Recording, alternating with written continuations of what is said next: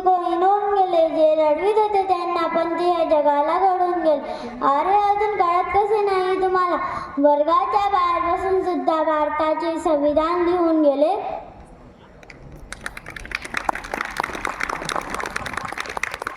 अशा या महान डॉक्टर बाबासाहेब आंबेडकरांच्या जयंतीनिमित्त सर्वांना शुभेच्छा. होते अंधारलेले जीवन दिसत नव्हते प्रकाशातले किरण. होते अंधारलेले जीवन दिसत नव्हते प्रकाशातले किरण. पुसले त्यांची अश्रू, दिले दलितांना नावाचे आजीवन.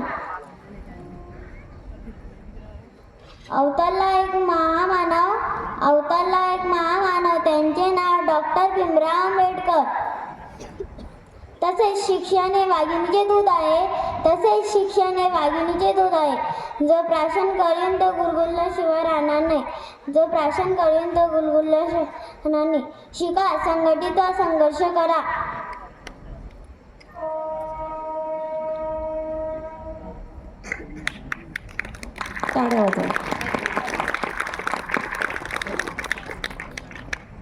मूलमंत्र डॉक्टर बाबासाहेबांनी दिला असं तिला सांगायचं आहे.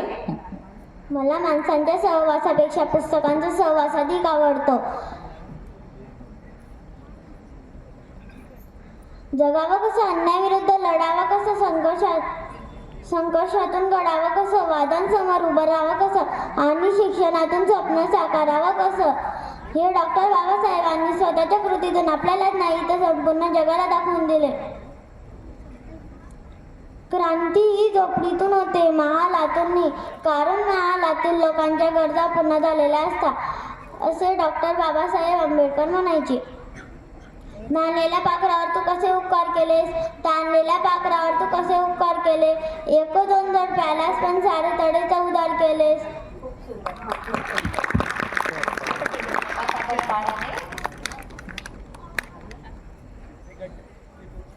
चंद्र आहे तोपर्यंत भारतरत्न डॉक्टर बाबासाहेब भीमराव आंबेडकर. सूर्य आहे तोपर्यंत श्री श्री श्री छत्रपती शिवाजी महाराज आहे. आणि रातील एक निळा आणि एक भगवा, दाही दिशाला लाव दिवा.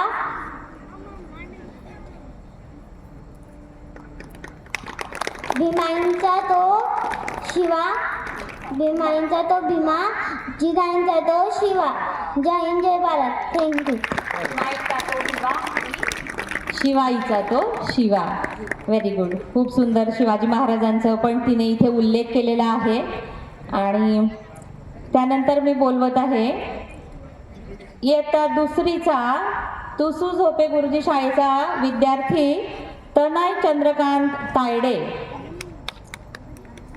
टाळ्या वाजवत राहिल्या पाहिजे.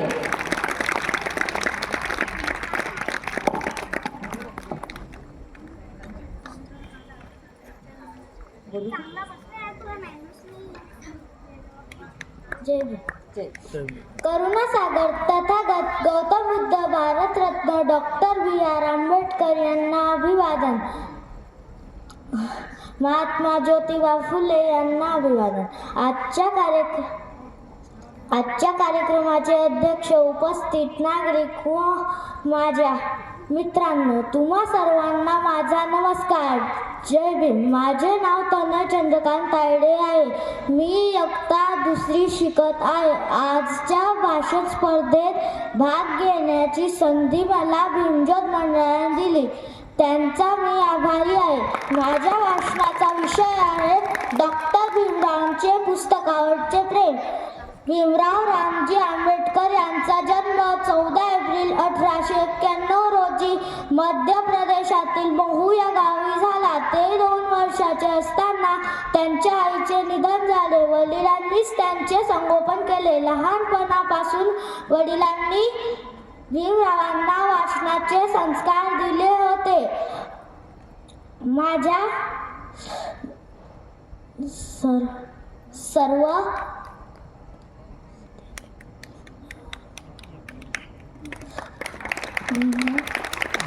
यांना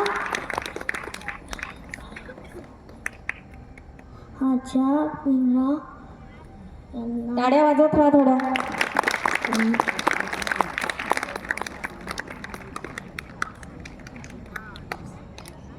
भीमराव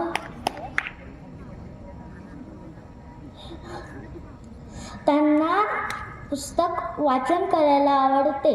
ते त्यांच्या वडिलांची कमाई फक्त 2 रुपये असेल तर त्यातल्या 1 रुपयातून चांगले अन्न विकत घेण्यात व उरलेल्या 1 रुपयातून चांगले पुस्तक विकत घ्या असे बाबासाहेबांचे विचार उत्तम होते. 1 रुपयाचे अन्न तुम्हाला जिवंत राहायला मदत करेल तर पुस्तक तुम्हाला जीवन जगण्याचे कला शिकवेल असे बाबासाहेबांचे विचार उत्तम होते. अशा या पुस्तकप्रेमी माणसाने संपूर्ण भारताच्या कल्याणासाठी उपयुक्त अशी अनेक पुस्तके लिहिली. त्यातले एक पुस्तक म्हणजे संविधान होय. भारताचा राज्यकारभार उत्तम रीतीने चालण्यासाठी या पुस्तकाचा आपल्याला उपयोग होतो. या पुस्तकाला 2025 वर्ष 75 वर्ष पूर्ण झाली.